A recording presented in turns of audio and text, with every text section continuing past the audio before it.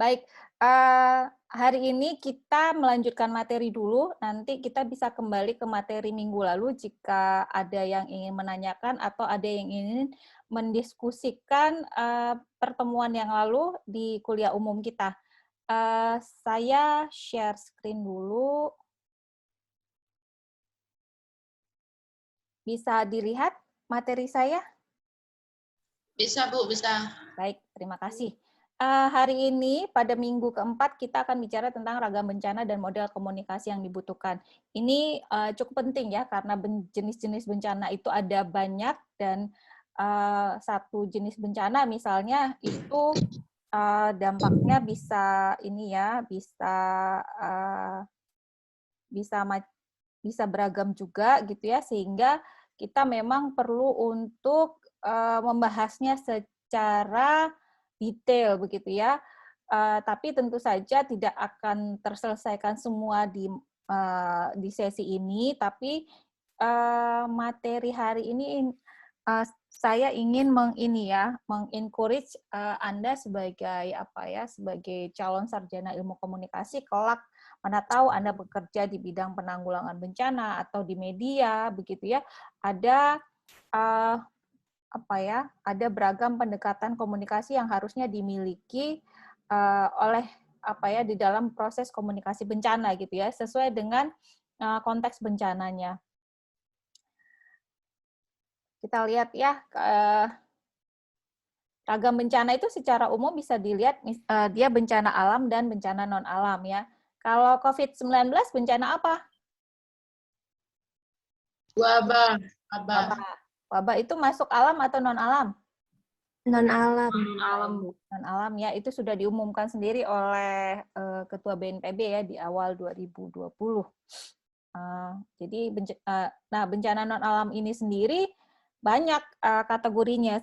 Saya belum saya belum menganalisis lebih dalam, tapi setidaknya kalau kita melihat istilah-istilah yang biasa dipakai ya, ada dia disebut juga bencana ekologis ya. Bencana ekologis ini tentu terkait dengan eko atau dunia atau lingkungan ya.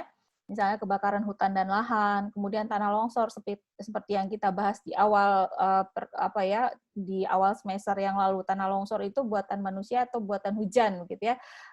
As the result, hasilnya adalah bahwa lebih banyak campur tangan manusia dalam perusakan alam, maka kemudian terjadi tanah longsor. Kemudian, mohon maaf. Halo? Oh ya, saya WA aja ya, soalnya masih ini. Iya, yuk. Iya, oke, yuk. Jadi, mohon maaf ya. Jadi, misalnya pandemi. Nah, tadi yang sudah ini ya, sudah sudah kita sampaikan di awal. Mohon maaf ya.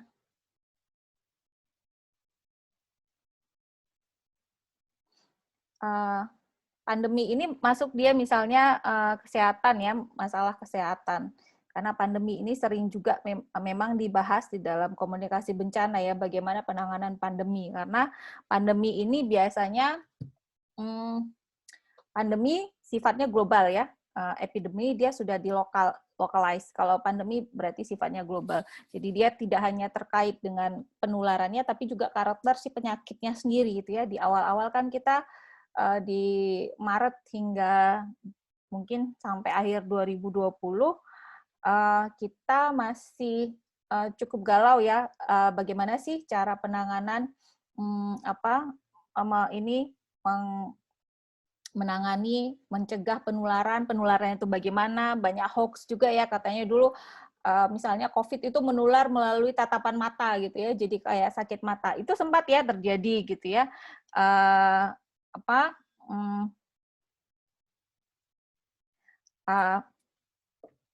Kemudian saya sempat juga ya agak galau, ini benar nggak ya kayak tatapan mata gitu. Ternyata COVID itu hanya melalui droplet atau makanya kita pakai masker percikan ludah begitu ya. Jadi karakter penyakitnya juga harus dikomunikasikan begitu ya, karena banyak juga hoax terkait ini, terkait apa sih sebenarnya COVID ini gitu ya.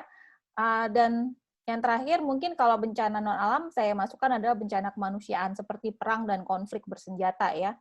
Nah, dari kategori bencana alam ini penanganannya harus spesifik begitu bencana alam dan begitu pula dalam hal komunikasi kebencanaan. Jadi kita bahas dulu di bencana alamnya ya. Di bencana alam 1 ini yang pertama saya mau membaginya, ini saya bagi dalam 2, yaitu yang tidak dapat diprediksi, ini seperti gempa, dan yang dapat diprediksi seperti tsunami. Jadi kalau gempa itu tidak dapat diprediksi ya, jadi dia tidak dapat diprediksi kapan datangnya, tapi dapat dimitigasi. Paham nggak kira-kira? Tidak dapat diprediksi kapan datangnya, tapi nah ini kalian nih harus paham nih mitigasi itu apa ya. Jadi nanti dicek lagi apa sih mitigasi. Ada yang bisa membaca apa mitigasi? Ayo bisa. Ada yang bisa membaca apa itu mitigasi? Dari manajemen bencana ya. Mitigasi apa? Bisa ada yang mau menyampaikannya? Mengurangi bencana, Bu. Mengurangi bencana? Are you sure? Atau upaya untuk mengurangi suatu resiko untuk terjadinya ada korban, Bu. Mengurangi dampak bencana ya. Jadi mitigasi itu upaya. Caranya apa? Caranya dengan mengenali potensi-potensi bencana apa yang bisa terjadi. Jadi kalau kita tinggal di wilayah yang rawan gempa seperti Indonesia ya, Indonesia itu rawan gempa. Satu, karena ada banyak patahan-patahan ya. Nanti kalian boleh cek patahan apa aja sih, banyak sekali ya, sesar Sunda, sesar ya namanya patahan. Kemudian mitigasi juga termasuk misalnya kita mengenali bahwa di Indonesia itu adalah dilewati oleh Ring of Fire ya, cincin api Asia, sehingga jelas ada banyak gunung api di situ.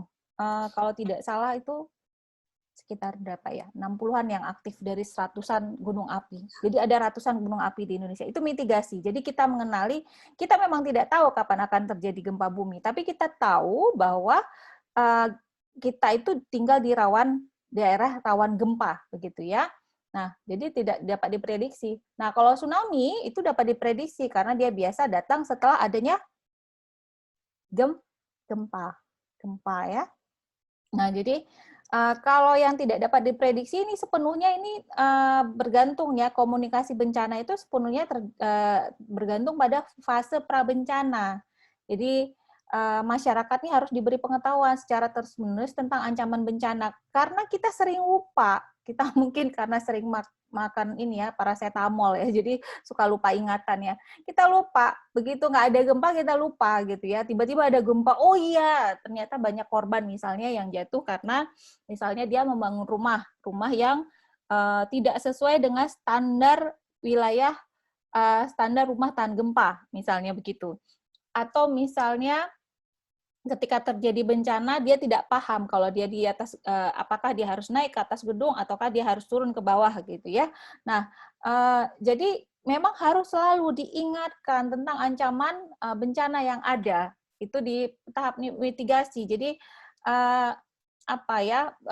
bahwa ini tidak dapat diprediksi gitu, sehingga harus kita tahu ketika dia terjadi dan kita tidak dapat mencegahnya gitu ya. Gempa aja gitu, Anda mau berdoa 100 ya bukan masalah doa ya. Anda mau berupaya sebagaimanapun juga, kita sudah menjaga lingkungan, kita sudah melestarikan hutan begitu ya, kita sudah membersihkan gorong-gorong dan sebagainya. Kalau gempa aja begitu ya. Jadi cara satu-satunya adalah komunikasi bencana itu perlu hadir secara terus-menerus sebelum prabencana. Jadi misalnya ya, ada informasi tentang rumah tahan gempa. Nah, kita paham nggak sih rumah tahan gempa itu yang seperti apa?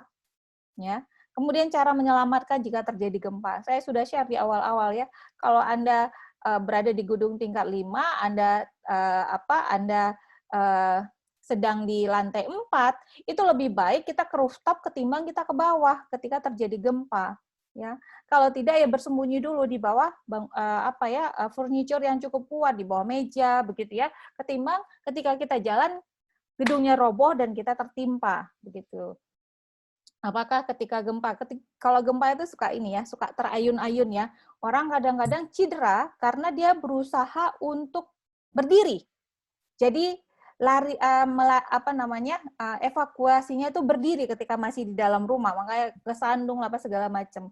Kalau gempa ya merangkak karena itu lebih kuat dengan tangan ya, kayak monyet ya seperti itu gitu, karena itu jadi lebih stabil ya ketimbang kita berdiri. Kalau berdiri kan ketika kita tergoyang kan ya tidak semua orang punya ini ya kekuatan di kaki yang cukup stabil sambil di ini gitu ya. Misalnya di dalam naik kendaraan itu sering ya, karena saya dulu sering merasakan gempa misalnya ketika di mobil. Ketika di mobil itu kadang-kadang tidak terasa, tapi orang yang naik sepeda motor itu lebih terasa. Nah, kalau yang naik sepeda motor tuh ada yang sampai jatuh ya, karena ketika dia terasa goyang dia tidak berhenti, harusnya berhenti dulu gitu, karena ya gimana caranya Anda menaik sepeda motor sambil digoyang-goyang? Jadi harus memang berhenti supaya mengurangi risiko semakin banyak korban gitu.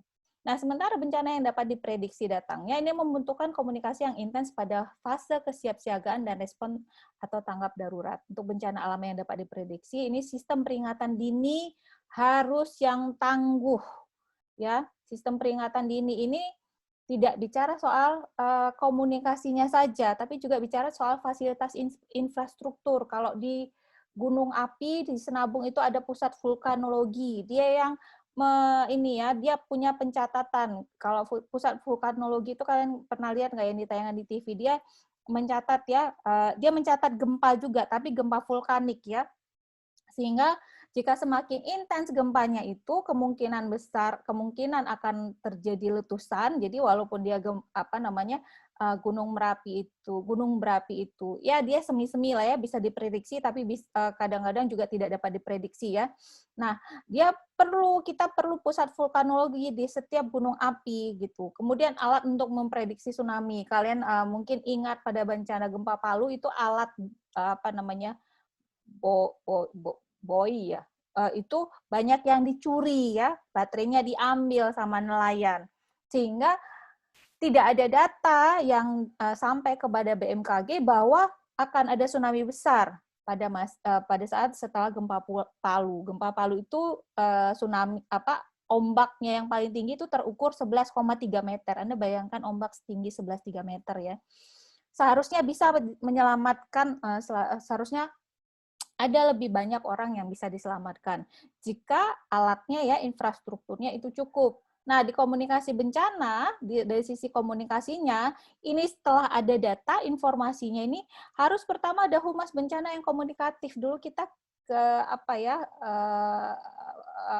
punya jubirnya BNPB ya, Pak Pur ya, siapa sih namanya? Ada yang ingat nggak namanya?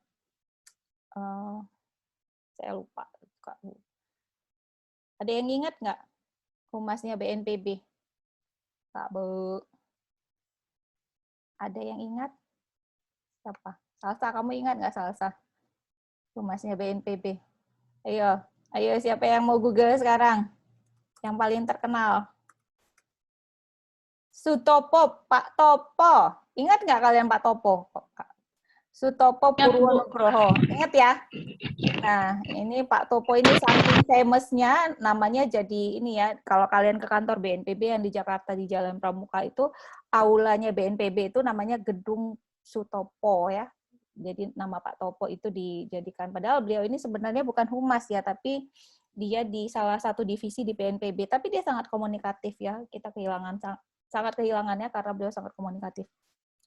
Kemudian juga kita bicara media yang tangguh saat bencana. Jadi dari kuliah umum yang lalu bicara tentang radio darurat, bicara tentang radio komunitas, radio itu lebih tangguh, dia lebih cepat pulih. Kalau kita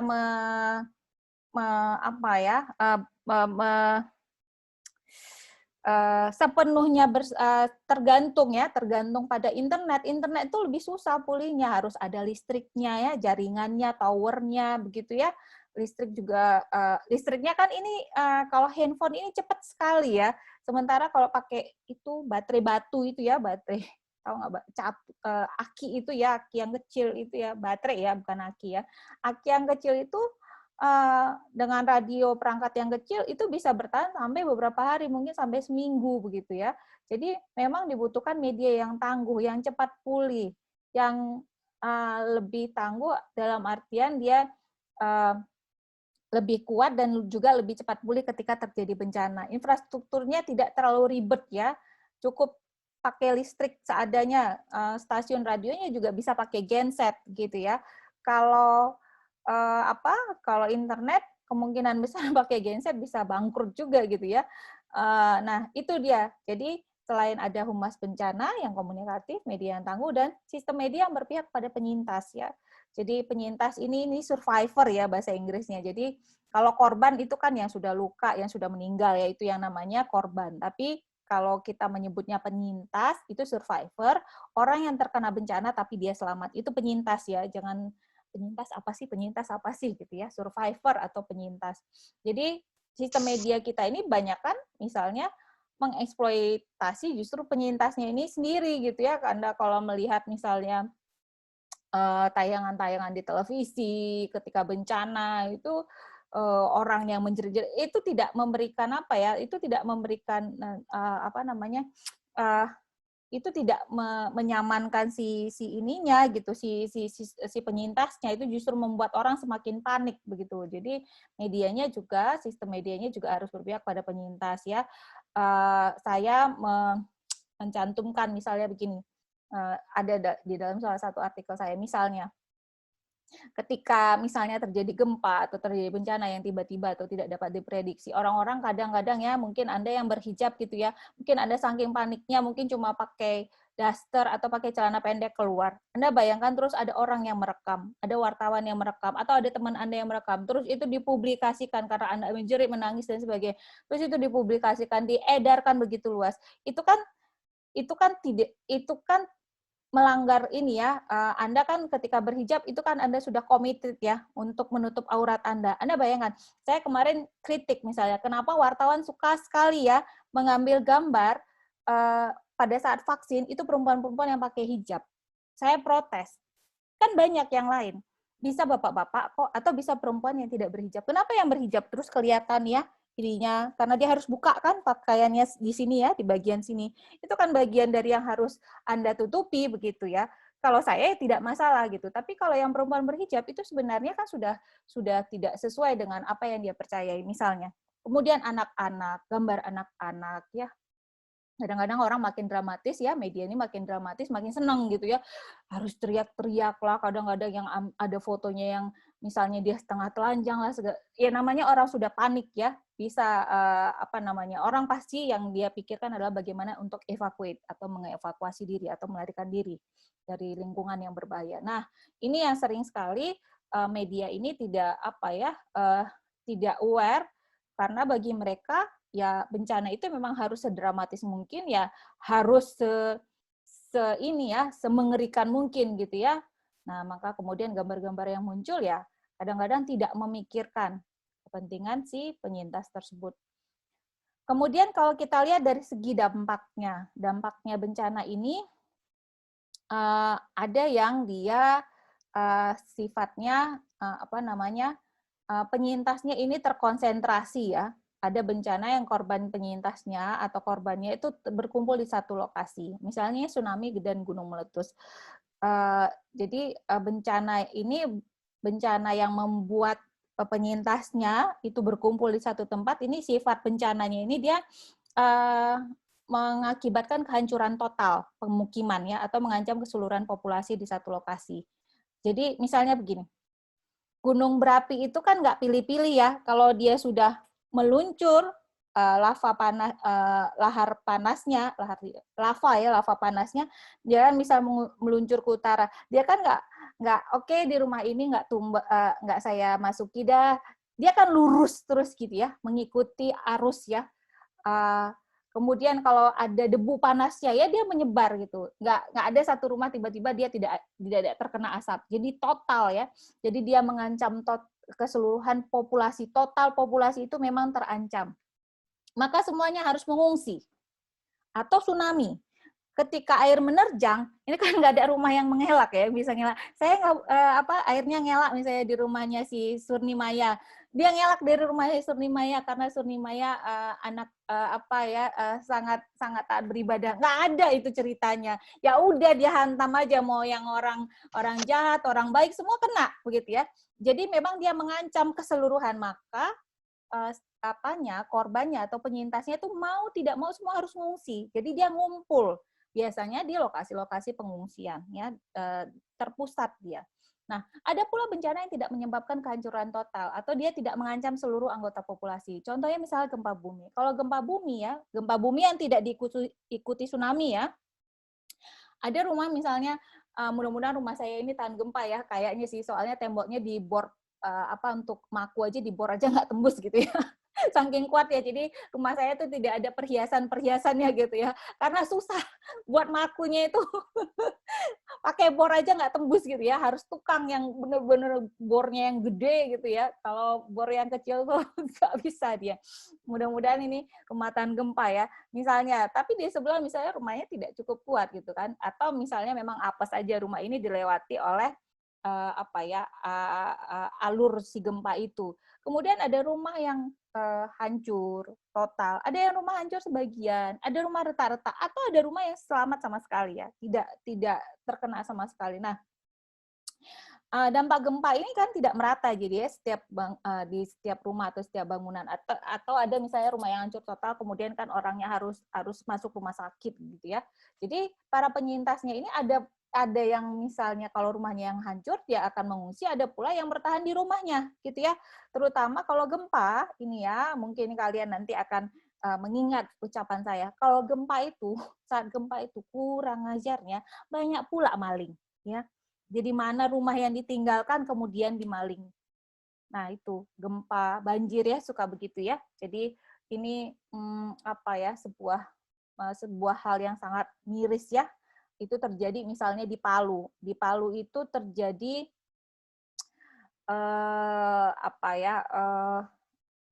bukan nih istilahnya ya terjadi bukan pencurian ya, lebih daripada pencurian ya. Jadi dia cukup masif orang-orang dan itu bukan orang Palunya ya yang saya tahu ya, itu orang-orang dari luar Palu kemudian datang untuk mencuri, mengambil, toko-toko kan sudah ditinggalkan ya, kemudian mereka mungkin kalian ingat ya, ada gambar yang dia ngambil TV besar sekali ya, naik sepeda motor gitu ya. Saya juga bingung itu kalau dia memang dari daerah terpencil, rumahnya cukup nggak? Soalnya TV-nya besar sekali gitu ya. Nah, terjadi perampasan ya, terjadi di Palu pada waktu itu. Jadi memang makanya banyak juga korban gempa itu yang tidak mau mengungsi karena dia ingin menjaga harta bendanya begitu. Nah, untuk yang terkonsentrasi ini ya di pengungsian, ini komunikasinya tidak terlalu sulit ya.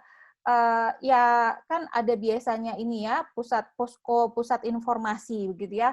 Tinggal kadang-kadang dipasangin toa misalnya, jadi setiap pengungsi itu paham, Bapak Ibu air bersih tersedia di sebelah utara pusat pengungsian, atau misalnya toilet ada di titik ini, titik itu, titik ini gitu ya. Kemudian misalnya nanti siang akan ada misalnya kunjungan dari misalnya presiden begitu. Itu bisa diumumkan. Kalau dia yang pengungsinya itu terkonsentrasi di satu tempat. Nah, yang susah ini penyintasnya tidak terkonsentrasi, maka dibutuhkan alat komunikasi yang dapat dibagikan kepada banyak penyintas. Ini yang terjadi di Lombok misalnya. Lombok itu gempa tsunami-nya 0,5 meter, jadi nggak ngaruh sama sekali. Orang-orang bertahan ya, terutama saya waktu itu riset di Kabupaten Lombok Utara. Orang-orang tuh bertahan di rumahnya masing-masing. Jadi pada awal bencana itu BNPB bawa tenda yang sebesar ini, yang sebesar kalian tahu nggak tenda yang gede banget itu? Sekarang tuh banyak dipakai untuk rumah sakit darurat ya, untuk darurat COVID ya. Tendanya sebesar itu. Dan itu tidak terpakai banyak. Kenapa? Karena orang masih banyak yang bertahan di rumah-rumahnya. Akhirnya tenda yang single ya, ukuran untuk 2-3 orang itu akhirnya yang banyak turun, tapi itu setelah minggu keberapa begitu ya. Itu yang akhirnya diturunkan, banyak dikasih ke masyarakat karena mereka kemudian kalaupun dia tidak tidak satu rumah satu tenda, dia mungkin sharing ya dengan 2-3 keluarga yang terdekat. Jadi tendanya tidak perlu yang besar-besar sekali. Itu dari tenda. Belum lagi misalnya distribusi misalnya air minum, air bersih ya. Nah, nanti kalau kalian merasakan bagaimana, mudah-mudahan kita tidak pernah menjadi pengungsi karena bencana ya, karena itu menyakitkan sekali ya. BAB aja harus diatur kalau bisa 2 hari sekali. Anda bayangkan tuh gimana rasanya gitu ya. Kalau bisa buang air itu cukup sekali sehari. BAB itu kalau bisa jangan pagi. Kalau pagi semua orang BAB. BAB itu kalau bisa diatur siang, saat toiletnya kosong. Saat orang sudah selesai mandi, sudah selesai apa. Anda bayangkan, kalian bisa nggak mengatur siklus seperti itu? You cannot imagine until you feel it. Ya. Tapi saya berharap kalian tidak pernah merasakannya. Saya mendoakan kalian tidak pernah merasakannya. Nah, itu dari segi misalnya kebutuhannya. Nah, untuk kebutuhannya itu sendiri, untuk menyampaikan informasi tentang adakah air bersih, di mana untuk mendapat air bersih, dapat akses ini, dapat tenda, dapat bantuan, dapat apa segala macam, itu kan perlu dikomunikasikan. Itu persoalan komunikasi bencana ketika orang-orangnya terpencar-pencar, penyintasnya itu tinggal di rumah masing-masing. Maka ketika di Lombok itu teman-teman dari JRKI waktu itu mereka menyebarkan sekitar 500 radio receiver ya, radio penerima yang kecil itu, terus dia pakai dayanya itu pakai baterai gitu. Jadi setiap rumah itu kemudian bisa share sama tetangganya untuk menginformasikan macam-macam untuk air bersih itu ada di mana aja karena kan kabupatennya itu cukup luas ya. Jadi ada beberapa titik pusat air bersih, bisa ngambil di sini, kemudian bantuan. Terus nanti akan ada di kecamatan ini misalnya akan ada penyuluhan tentang pembangunan kembali rumah tahan gempa, macam-macam. Banyak sekali kebutuhan informasi ketika sudah terjadi bencana, ya. Nah, ini kalau yang problematis ini adalah ketika penyintasnya tidak terkonsentrasi. Kemudian bencana ekologis. Ini bencana ekologis ini seperti kebakaran hutan dan lahan atau karhutlah dan tanah longsor ini pada dasarnya dapat dicegah. Karenanya komunikasi bencana yang harus difokuskan pada fase mitigasi untuk pencegahan.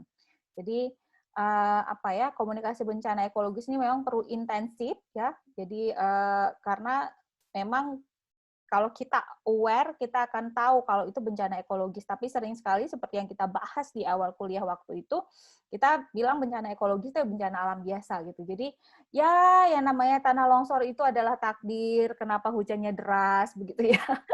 Pertanyaannya, ya dari dulu juga hujan deras, Bos gitu. Kenapa sekarang baru terjadi longsor begitu ya. Kalimantan itu kalau Anda memperhatikan sekira seminggu yang lalu tuh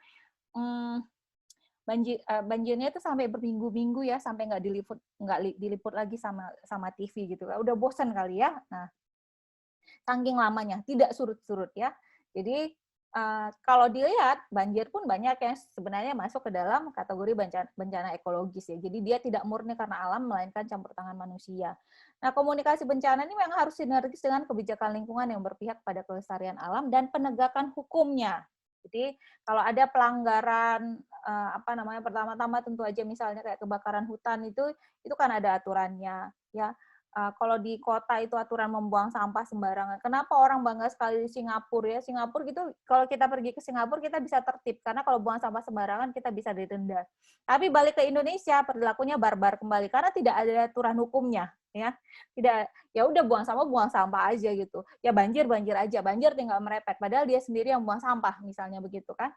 Nah, jadi aturan hukumnya, penegakan hukumnya aturan hukumnya harus dikomunikasikan, ini loh aturan tentang membuang sampah sembarangan. Tapi kalau nggak ada penegakan hukumnya ya bodoh wae sama aja gitu ya. Kalau orang ada aturan hukumnya ya, saya misalnya ya, setahu saya di Medan tuh ada aturan dilarang merokok di tempat umum ya. Itu sering waktu itu pernah ditempel di angkot gitu ya. Cuma Itu cuma ditempel doang. Ya supirnya merokok, ya penumpangnya merokok, begitu.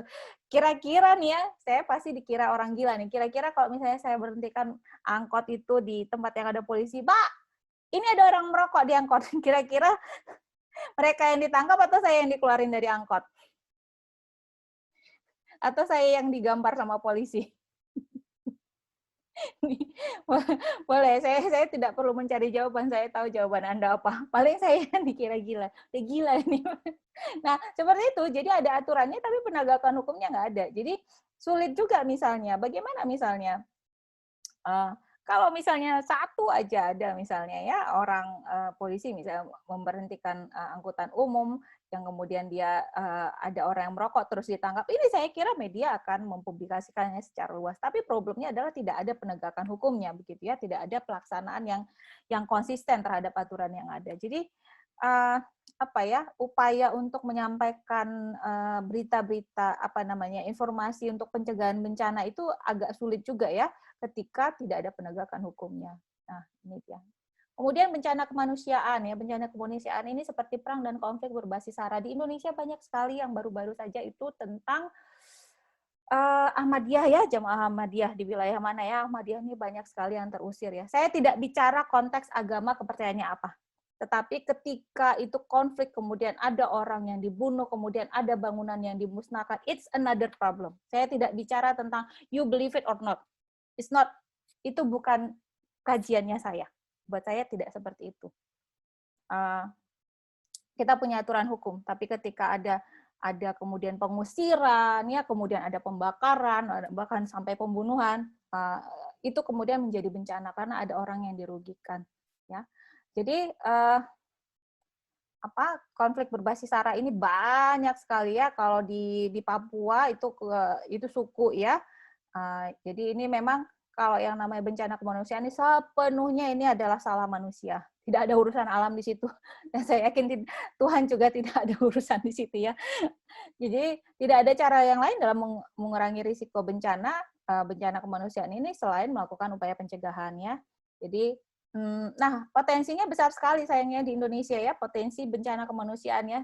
Kementerian Sosial ini pada 2020 Desember ini mengatakan bahwa 3.150 dari 84.000 desa atau 3,75% ini yang sudah yang sudah diidentifikasi di Indonesia ini rawan konflik sosial yang dapat berujung pada tawuran antar masyarakat. Tawuran itu bukan cuma gitu ya kayak tawuran anak SMB, kadang-kadang sampai membunuh, membakar dan sebagainya begitu ya. Konflik sosialnya seperti itu. Jadi mitigasi bencana yang harus melibatkan setiap pihak, baik masyarakat yang berkonflik, pemerintah, dan aparat keamanan. Upaya pencegahan bencana kemanusiaan ini harus dilakukan dengan mengkomunikasikan pesan damai ke setiap anggota masyarakat. Nah, kadang-kadang nih ketemu elitnya ya, ketua ini ya, dari pemuka agama A, pemuka agama B, kemudian ada pemerintah daerah, ada unsur-unsur ini, ketemu, sudah asik, sudah makan-makan, sudah pelukan, cipika-cipiki. Tapi ya pesan damainya itu tidak sampai di masyarakat, di level bawah begitu ya. Jadi cuma ketemu elitnya aja gitu. Tapi konfliknya itu tidak tidak diselesaikan di level bawah gitu. Jadi sering sekali cuma lip service doang supaya programnya jadi gitu. Tapi pesan damainya nggak sampai. Nah, pada kadang-kadang kan memang setelah ini tidak terelakkan ya karena tidak ada pencegahan, karakter memang masyarakatnya sama-sama keras misalnya, atau ada provokasi ya, banyak di Indonesia bencana kemanusiaan itu ya konflik-konflik berbasis SARA itu sebenarnya diprovokasi juga gitu. Saya tidak mau menyebutkan siapa orang memprovokasi gitu ya. Tapi kalau kita bertanya siapa yang memprovokasi, itu adalah pasti orang yang mendapatkan keuntungan dari bencana ya. Jadi kalau ada bencana terus ada yang diuntungkan, ya kemungkinan besar dia memprovokasi begitu ya. Jadi pada fase setelah bencana ini kalau tidak terelakkan lagi, ini pendekatan yang dilakukan harusnya jangan berbasis kekerasan ya, militer. Ini permasalahan. Kita menyelesaikan konflik Papua itu dengan militer. Dulu Aceh juga dengan operasi militer ya. DOM ya, daerah operasi militer itu di zamannya Presiden Megawati. Tuhan kasih tunjuk terjadi bencana tsunami ya. Saya tidak mengatakan bersyukur tidak, karena itu kemudian banyak sekali korban. Tapi setelah bencana tsunami Aceh, kemudian kita mulai di zaman Pak SBY, maka kemudian Pak SBY itu salah satu yang pernah diusulkan untuk mendapatkan Nobel Prize juga gitu ya, hadiah Nobel perdamaian, karena di masa beliau lah menggagas ini ya upaya perdamaian yang berbasis ini ya kultural, sosial kultural. Jadi saya salut sama Pak SBY, itu dia orang militer tapi dia mengupayakan penyelesaian konflik di Aceh itu berbasis kultural, sosial kultural, tidak berbasis kemiliteran, kekerasan. Nah, tapi Aceh itu dimulai dengan sebuah peristiwa bencana yang sangat besar gitu. Jadi mau tidak mau dipaksa. Yang saya kira cukup sukses ini mungkin Anda bisa melihat ini adalah salah satu penanganan bencana yang sukses di Indonesia, ini adalah perdamaian di Ambon setelah konflik agama pada 1999. Ada yang belum lahir ya tahun 99. Ada yang sudah lahir belum tahun 99? Siapa yang udah lahir? Saya, Bu. Oke, umur berapa Bu. Surni? Masih ingat nggak? Ada yang ingat nggak konflik Ambon? Enggak. Enggak ya, masih Tahu, Bu. mengeja.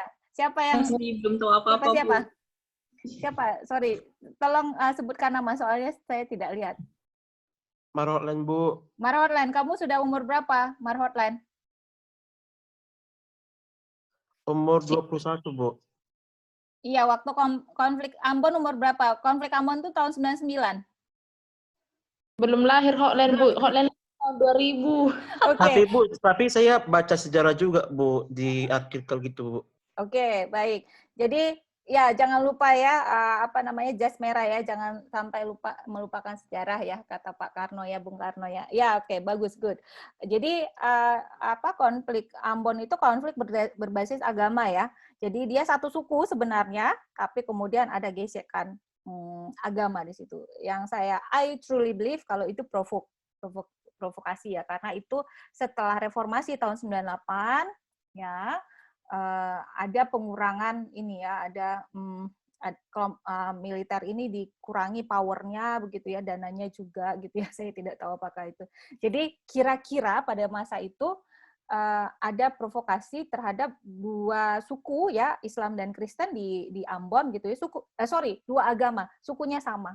Bahkan itu banyak sekali provokasi media juga banyak juga di situ ya. Jadi ada salah satunya misalnya adalah Jawa Post Group itu membuat dua koran, yang satu kuning, yang satu merah, yang satu hijau. Merah ini Kristen, yang satu yang hijau ini Islam. Ini yang sama-sama memprovokasi. Kontennya provokatif sekali. Jadi media juga punya peran di sana untuk semakin menajamkan konflik di Ambon ya. Kalau konflik di Ambon itu cukup mengerikan ya. Jadi saya kebetulan 10 tahun ya, setelahnya 2009, saya sempat ke Ambon, itu pertama kali saya ke Ambon 3 kali ya. Pertama kali 2009 saya ke Ambon, kemudian saya jalan ya, naik sepeda motor, karena Ambon tuh pulau ya, pulaunya dan asik sekali kalau naik sepeda motor, bisa juga naik ini ya, naik kapal kecil ya, kalau sekarang sudah ada namanya Jembatan Merah Putih ya, di Ambon itu yang menghubungkan, jadi dia pulaunya tuh kayak melengkung gitu, jadi ada yang di bagian utaranya, ada bagian selatannya gitu ya, dan itu bisa melewati selat atau kita bisa naik sepeda motor, cantik sekali, ya setara lah, hampir seperti Pulau Nias ya, Nias juga cantik ya. Nah, saya jalan sama temen saya ini, si kakak itu maksudnya cowok ya, saya punya banyak sekali temen dulu ya, cuman, nah jalan ke Pantai Natsepa, kemana-mana begitu ya. Hari ketiga ya, saya besoknya itu akan terbang ke Jayapura. Hari ketiga sorenya ya, jadi hari terakhir, terus saya cerita tentang konflik Ambon. Ya dia cerita, ya memang jelas ada provokasi. Terus saya tanya, waktu itu kakak di Ambon, iya saya dulu juga sempat itu, saya sempat penggal kepala orang 3. saya membayangkan, aduh, saya jalan 3 hari sama orang yang pernah penggal kepala orang 3. Kalian bayangkan nggak? Saya bawa itu kepalanya, oh my God. Oke, the day is over ya. Sudah, saya besok meninggalkan Ambon. Takut. Tapi kemudian upaya perdamaian di Ambon itu digagas banyak sekali pihak. dan upaya damainya itu menggunakan ini ya, menggunakan metode yang kultural ya, yang pendekatan yang tidak berbasis senjata ya, tidak berbasis kekerasan, tidak berbasis kemiliteran. Sukses sekali Ambon. Teman saya sampai 2 tahun yang lalu tuh sempat bekerja di Ambon, kalau tidak salah tuh tahun 2000 berapa ya, saya lupa. 2018 atau ada Pesparawi ya. Pesparawi itu pesta semacam festival kayak kur lagu gereja gitu ya. Itu di Ambon, pesertanya dari seluruh Indonesia. Pada waktu itu fasilitas di Ambon itu tidak cukup. Dan itu akhirnya PNS di lingkungan pemerintahan Ambon itu yang Kristen dan Islam itu memberikan tempat, membuka rumahnya kepada setiap kontingen ya yang datang ke Ambon pada waktu itu. Anda bayangkan. Jadi Ambon itu salah satu yang sangat sukses menurut saya, mudah-mudahan tidak ada yang memprovokasi ya. Nah, mungkin salah satunya anak-anak muda di Ambon itu kemudian banyak sekali membuat hal-hal yang menarik. Ambon sekarang itu menjadi the city of music ya. Nah, mungkin Anda yang kenal dengan lagu ini, saya mau memperdengarkan. Saya kira ini salah satu efek dari efek positif ya. Kita tidak, sekali lagi once again, kita tidak bicara tentang kepercayaan, tentang religiusitas, tentang your belief. Tapi bagaimana sebuah konflik, sebuah bencana kemanusiaan itu kemudian bisa selesai dengan cara-cara yang damai. Mungkin Anda ada yang ini ya, ada yang suka mendengarkan lagunya ini. Ini orang Ambon. Yuk, ada yang suka mendengarkan lagunya ini? Nobody knows? Bisa mendengarkan video saya? Nobody knows? Oh, come on. This song is very popular. Cinta Beda Agama ya, Bu? Yes! Ada yang tahu? Ini cukup... Tahu, Bu. Tahu. Mungkin apakah pengalaman atau memang senang ininya ya, senang penyanyinya atau liriknya, boleh. Ini kita boleh ya dengarkan sebentar.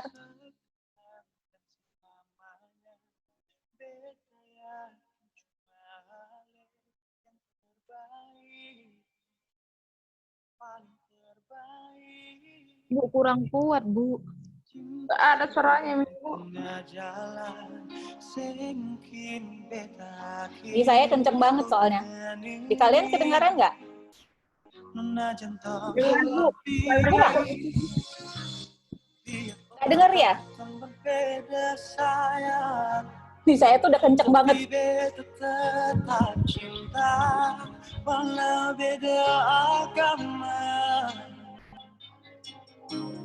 Terserah sambung mobil apa di belakang, beta sing peduli, beta tetap cinta. Beta sing anugerah dari yang kuasa, percaya beda keyakinan, tapi sedaki berbeda. Nono suci, masa hidup semati, kata pun cinta, satukan perbedaan.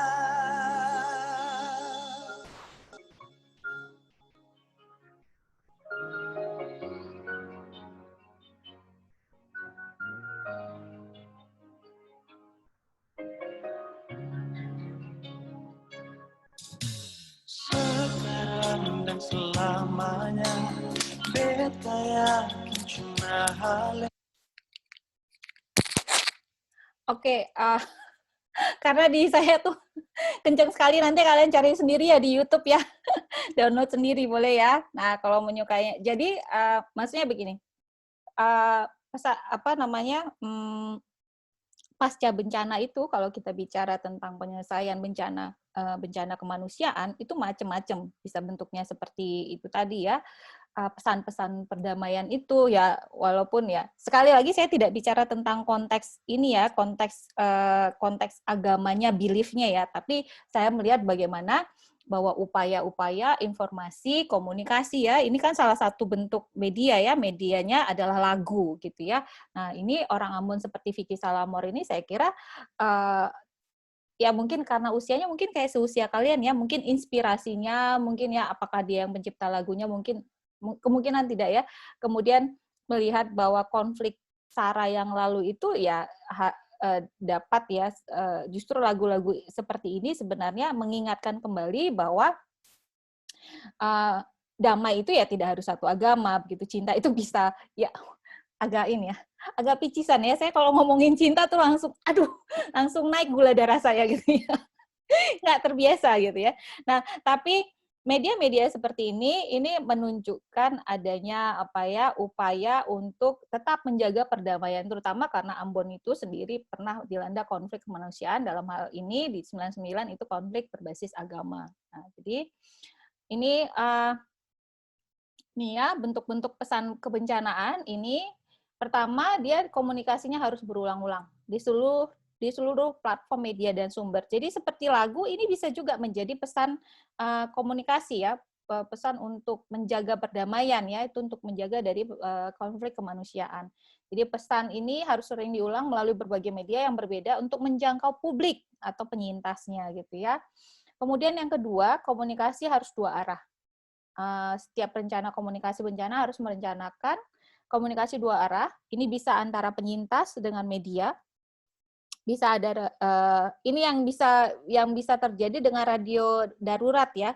Jadi umumnya kalau media-media nasional itu penyintasnya itu hanya satu arah, dia mendengarkan informasi, tapi dia tidak bisa memberikan informasi, tidak bisa dengan mudah memberikan feedback begitu ya. Sementara kayak kalau radio darurat itu operasionalisasinya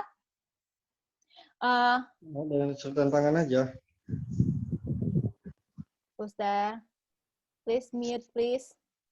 Kalau radio darurat itu siarannya itu hampir 100%, mungkin sekitar 90% itu terutama pada fase-fase ini ya, fase-fase respon ya tanggap darurat itu biasanya hampir 100% itu berasal dari si penyintas atau kelompok kelompok seperti BNPB gitu ya, organisasi-organisasi yang turun ke lapangan begitu. Nah, bentuknya seperti apa misalnya?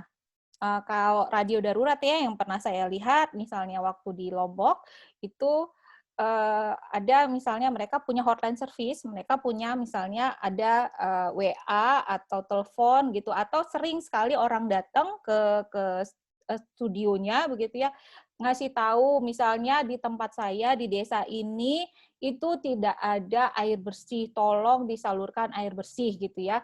Nah, nanti misalnya ada penyedia air bersih dari LSM mana gitu, kemudian memberitahu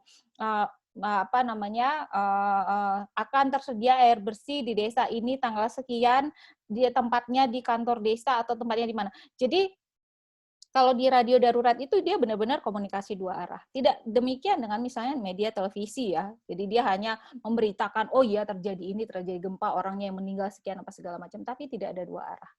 Kemudian komunikasi dua arahnya juga antara penyintas dan pejabat pemerintah. Jadi sering sekali siapa misalnya ada kepala desa misalnya mau membicarakan dana bantuan untuk rumah. Nah, akhirnya diundang si kepala desanya, kemudian diundang juga untuk untuk talk show ya. Jadi nanti kalau ada misalnya korban di sekitar pengungsian, karena sering sekali misalnya radio darurat itu lokasinya di lokasi pengungsian gitu ya. Jadi waktu saya di Lombok misalnya saya selama sekitar 4 hari itu ya memang di lokasi pengungsian, tidur di tenda gitu. Ya lebih aman tidur di tenda sih, karena kalau tidur di gedung masih agak sering gempa gitu ya. Atau komunikasi antara penyintas dengan keluarga mereka. Ada misalnya, makanya kan kalau kayak beberapa provider itu selalu menyediakan ini ya, jaringan free misalnya untuk internet selama beberapa hari seminggu gitu ya, sehingga para penyintas tuh bisa mengabari saudaranya yang tinggal di Medan, yang tinggal di mana-mana begitu ya. Dan pemerintah dengan penyintas. Jadi, ini sebenarnya sama ya, pejabat pemerintah dengan pemerintah. Dalam berbagai bencana, banyak nyawa dapat diselamatkan jika komunikasi dua arah dapat terjadi. Karena misalnya, kan informasi, ini misalnya, sering sekali setelah bencana itu kemudian orang-orang tidak mengetahui akses makanan, bantuan, dan sebagainya. Ini yang perlu sekali media yang tersedia, untuk komunikasi bencana itu adalah yang sifatnya dua arah. Nah, jadi setiap bencana itu berbeda ya, ini poinnya. Setiap bencana itu berbeda.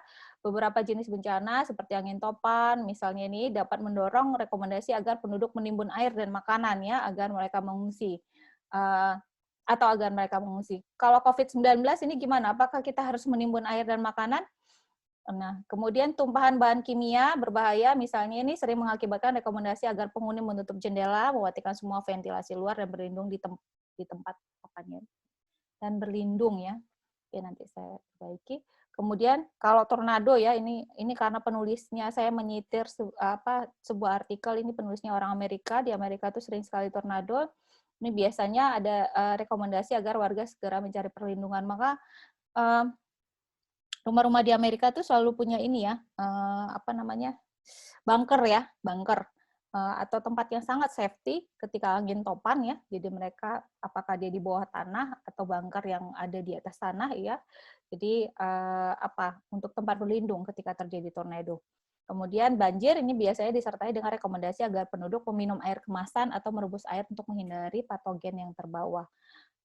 Nah, sekarang diskusi kita adalah apa pesan kebencanaan yang tepat untuk pandemi COVID-19 dan saluran komunikasi apa yang diperlukan untuk menyebarkan informasi kebencanaan tersebut. Ini diskusi kita hari ini. Belum selesai, Bu? Ya belum dong, kan kita mau diskusi dulu. Ya, kita akan diskusi. Saya stop share. Dan saya akan 5 menit ya.